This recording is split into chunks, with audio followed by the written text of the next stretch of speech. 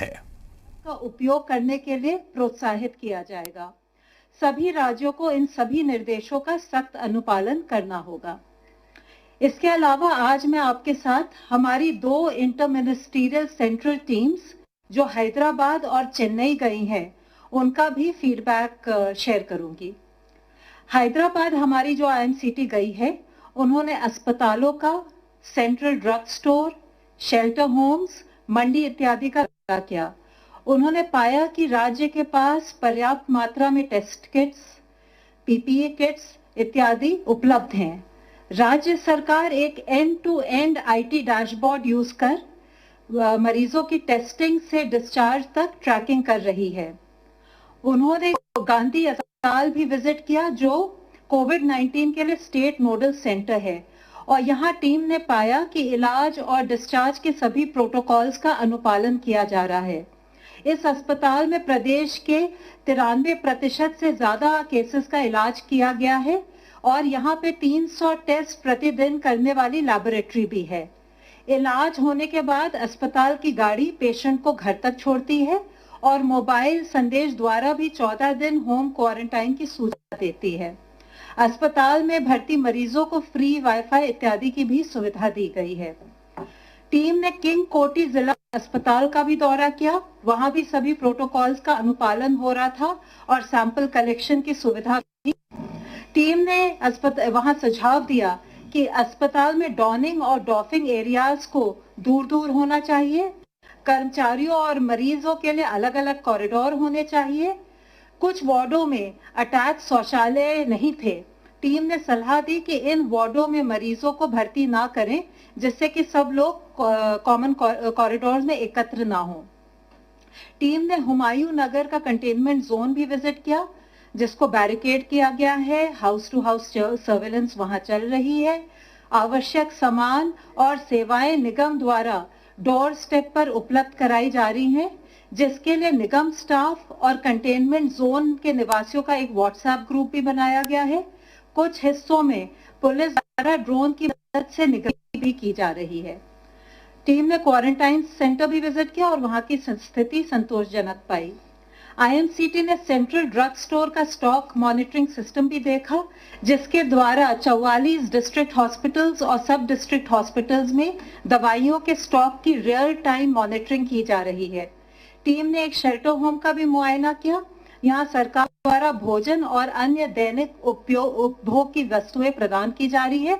माई GHMC app के द्वारा वे food kiosk की भी जानकारी पा सकते हैं। इसके अलावा म्युनिसिपल कॉर्पोरेशन ने मोबाइल कैंटीन्स का बंदोबस्त किया है, जो old age homes, night shelters, orphanages, transgenders को भी भोजन की सुविधा उपलब्ध करा रही है। टीम ने अधिकांश स्थानों पर लॉकडाउन का अनुपालन सफल पाया और इसमें कम्युनिटी लीडर्स का भी योगदान रहा है। टीम ने यह भी पाया कि सोशल डिस्टेंसिंग का अधिकांशतः पालन किया जा रहा है, परंतु कुछ निर्माण साइट पर उन्होंने श्रमिकों को बिना मास्क के पाया। टीम ने संबंधित अधिकारियों को ध्यान रखने के लिए सुझाव दिया और श्रमिकों का नियमित मेडिकल चेकअप कराने के लिए कहा। अब मैं थोड़ा सा आईएमसीटी चेन्नई का भी फीडबैक दूंगी।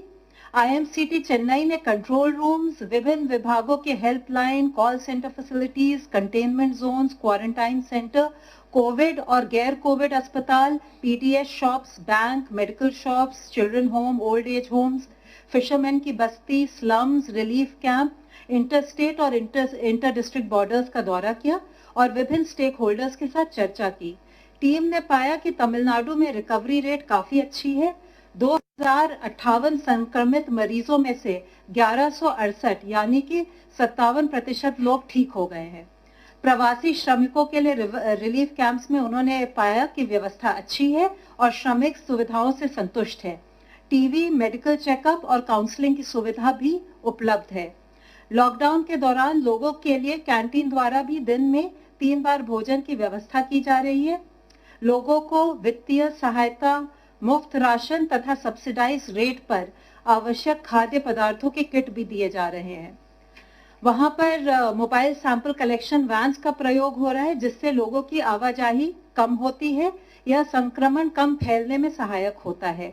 टेस्ट रिपोर्ट्स 24 घंटे में उपलब्ध करा दी जाती है, जो उन्होंने प्रशंसनीय पाया। कोविड टेली काउंसलिंग सेंटर और कंटैक्ट ट्रेसिंग सेंटर भी प्रभावी ढंग से काम कर रहे हैं। कोविड हॉस्पिटल में डॉक्टर्स मरीजों के साथ वीडियो कॉन्फ्रेंस द्वारा भी बातचीत करते हैं। राज्य सरकार ने घरेलू हिंसा के विरुद्ध भी उल्लेखनीय कदम उठाया है। पुलिस रिकॉर्ड्स में उपलब्ध जानकारी के अनुसार विमेन पुलिस कांस्टेबल्स, महिला पुलिस कांस्टेबल्स प्रोएक्टिवली उन घरों पर जाती हैं जहां डोमेस्टिक वायलेंस की आशंका है, जिससे कि इसको प्रिवेंट किया जा सके। अपने अनुभवों के आधार पर आईएमसीटी ने राज्य सरकार को कुछ सुझाव भी दिए हैं, जैसे कि भीड़-भाड़ इलाकों में, स्लम्स में, बैंक की शाखाओं पर सोशल डिस्टेंसिंग के अनुपालन के लिए और पुख्ता कदम उठाएं। मछुआरों के गांव में भी कोविड-19 संबंधी जागरूकता बढ़ाने की अति आवश्यकता है। अस्पतालों में जो रिश्तेदार प्रतीक्षा कर रहे हैं या लिफ्ट का इस्तेमाल कर रहे हैं, उनमें सोशल डिस्टेंसिंग का अनुपालन भी जरूरी है। हेल्थ केयर वर्कर्स में पीपीई का इस्तेमाल बढ़ाना होगा। ट्रक ड्राइवर्स की भी स्क्रीनिंग करने के लिए उन्होंने राज्य सरकार को सुझाव दिया। हमारी आशा है कि केंद्र और राज्य सरकार के एकजुट प्रयास से कोविड-19 के नियंत्रण में हम सफल होंगे। धन्यवाद। धन्यवाद। Health ministry representative please. पिछले 24 घंटों में देश में 1718 नए केसेस आए हैं, जिससे कि देश में रिपोर्ट हुए टोटल केस की संख्या अब बढ़कर 33,050 केसेस हो चुकी है। अगर हम देखें जो हमारे पास अभी एक्टिव मेडिकल सुपरविजन के केसेस हैं, तो वह संख्या 23,651 है। पिछले 24 घंटे में 630 पेशेंट वो क्योर भी हो गए, जिससे कि हमारे टोटल क्योर पेशेंट की संख्या बढ़कर अब 8,324 हो चुकी है। इस तरीके से अगर हम देखें तो हम पाते हैं कि हमारे देश में टोटल रिकवरी रेट प्रेजेंटली 25.19% है। रिकवरी रेट के अंदर हम एक प्रोग्रेसिव ट्रेंड ऑब्जर्व कर रहे हैं। जैसा कि आप लोगों को इससे पहले भी बताया है कि 14 दिन पहले का अगर रिकवरी रेट देखें तो वह 30.06% था, जो कि अब बढ़कर 25% के ऊपर पहुंच गया है। यह एक बहुत ही पॉजिटिव साइन है। इसके साथ ही हम लोगों ने अगर रिपोर्टेड डेथ केसेस की एनालिसिस करें तो पाया कि हमारे देश में केस फेटेलिटी करीब 3.2% नोट की गई है, जिसमें से 65% मेल और 35% फीमेल पेशेंट्स थे। अगर हम मोर्टेलिटी का एज डिस्ट्रीब्यूशन भी देखें तो पाते हैं कि less than 45 years age group में 14% case fatality has been noted. 45 से 60 ईयर्स एज ग्रुप में 34.8% case fatality has been noted और 60 ईयर्स के अबव एज ग्रुप में 51.2% case fatality has been noted. उसमें भी अगर हम देखें कि 60 प्लस एज ग्रुप को अगर हम दो भागों में डिवाइड करें तो 60 to 75% में 42% case fatality has been noted और अबव 75 ईयर्स में भी हमारे पास 9.2% केसेस में केस फेटेलिटी नोट की गई है। इसके साथ ही 78% केसेस में जो डेथ रिपोर्ट हुई हैं उनमें कोमॉर्बिडिटीज भी पाई गई हैं। यह हम आप लोगों की दृष्टि में इसलिए लाना चाहते हैं कि कोविड-19 के संबंध में बोथ एल्डरली एज और कोमॉर्बिडिटीज रिस्क फैक्टर्स के रूप में पाए गए हैं। अगर हम देखें तो देश का डबलिंग रेट जो कि लॉकडाउन से पहले 3.4 पर था, वह प्रोग्रेसिवली बढ़कर अब 11 दिन हो गया है और कई स्टेट्स उस संबंध में अच्छा परफॉर्म कर रही हैं। जैसे कि अगर हम देखें कि जो स्टेट देश के डबलिंग रेट से बेटर परफॉर्म कर रही हैं, यानी कि वहां पर केसेस की डबलिंग 11 दिन से भी ज्यादा हो रही है, 11 से 20 दिन के बीच में देखें तो हम देखते हैं कि दिल्ली में, उत्तर प्रदेश में, जम्मू कश्मीर में, उड़ीसा, राजस्थान, तमिलनाडु, पंजाब, इन स्टेट्स में डबलिंग रेट 11 से 20 दिन के बीच में पाया गया है। साथ ही 20 से 40 दिन का डबलिंग रेट कर्नाटका, लद्दाख, हरियाणा, उत्तराखंड और केरला में देखा गया है। इसके साथ ही कुछ स्टेट्स में अब 40 डेज का भी डबलिंग रेट नोट किया गया है। वह है असम, तेलंगाना, छत्तीसगढ़ और हिमाचल प्रदेश। यह बात मुख्य है कि हमें समझना चाहिए कि ओवरऑल स्टेट का डबलिंग रेट अच्छा होते हुए भी हो सकता है कि उस स्टेट के कुछ जिलों में केसेस का डबलिंग रेट हाई हो।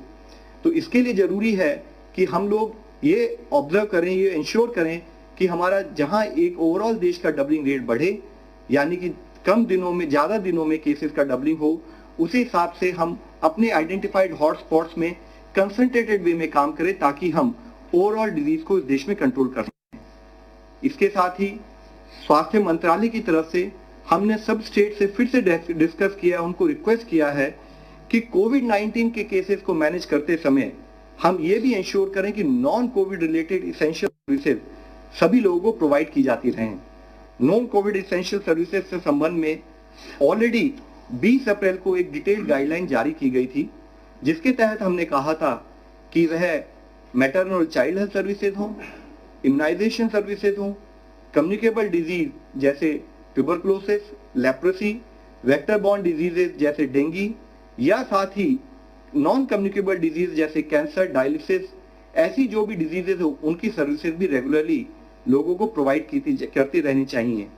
मिनिस्ट्री ने डायलिसिस के लिए एक स्टैंडर्ड ऑपरेटिंग प्रोटोकॉल भी 7 अप्रैल को जारी किया था। साथ ही 9 अप्रैल को ब्लड डोनेशन और ट्रांसफ्यूजन से रिलेटेड सर्विसेज के लिए भी डिटेल्ड गाइडलाइंस जारी की थी।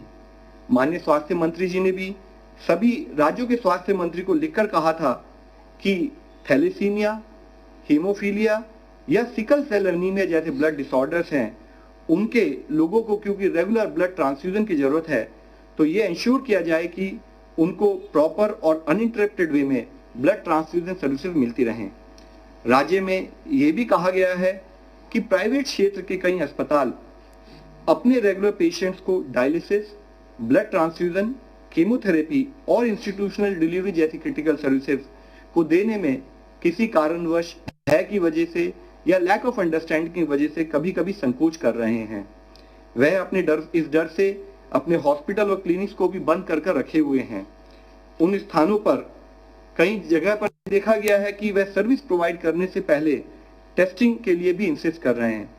इस विषय में यह हाईलाइट किया जाता है कि जिन भी क्रिटिकल सर्विसेज की देश में आवश्यकता है, सभी हेल्थ फैसिलिटीज विशेषकर प्राइवेट सेक्टर ये फंक्शनल बनी रहे और किसी भी पेशेंट को किसी भी तरह की कठिनाई का सामना ना करना पड़े। गृह मंत्रालय ने 15 अप्रैल के अपने आदेश में भी यह स्पेसिफिकली हाईलाइट किया था कि लॉकडाउन की अवधि में सारी हेल्थ सर्विसेज फंक्शनल रहें। कोविड-19 टेस्टिंग के संदर्भ में यह हाईलाइट करना बहुत आवश्यक है कि कोई भी हेल्थ फैसिलिटी जो भी किसी को टेस्ट प्रेस्क्राइब करे वह प्रोटोकॉल के हिसाब से होना चाहिए, उसके अनुसार होना चाहिए। हमें एडिशनल टेस्टिंग प्रेस्क्राइब कर किसी को सर्विस रिफ्यूज नहीं करनी है। साथ ही हमें यह इंश्योर करना है कि पर्सनल प्रोटेक्शन इक्विपमेंट और उसके साथ ही इंफेक्शन प्रिवेंशन कंट्रोल से रिलेटेड सभी गाइडलाइंस बोथ गवर्नमेंट और प्राइवेट सेक्टर में सब तरीके से फॉलो की जाएं। हेल्थ मिनिस्ट्री ने 20 अप्रैल को नॉन कोविड फैसिलिटीज में, नॉन कोविड हेल्थ फैसिलिटीज में अगर कोई कोविड-19 का पेशेंट कन्फर्म पता लगे तो उसको कैसे मैनेज करना है, उससे संबंधित भी डिटेल्ड दिशा निर्देश जारी किए थे, जिनके तहत डिसइंफेक्शन के बाद ऐसी हेल्थ फैसिलिटीज में सर्विसेज कंटिन्यू की जा सकती हैं। इन गाइडलाइंस को ट्रू लेटर और स्पिरिट में इंप्लीमेंट करना बहुत जरूरी है ताकि हमारी हेल्थ फैसिलिटीज प्रोलॉन्ग समय के लिए बंद ना रहें। और साथ ही प्रोफाइलैक्सिस के रूप में हाइड्रोक्सिल क्लोरोक्विन का इस्तेमाल किया जाए, जिसके संबंधित डिटेल्ड एडवाइजरी भी ऑलरेडी जारी की जा चुकी है और साथ ही हाइड्रोक्सिल क्लोरोक्विन की सफिशिएंट अवेलेबिलिटी भी फील्ड पर इंश्योर की गई है।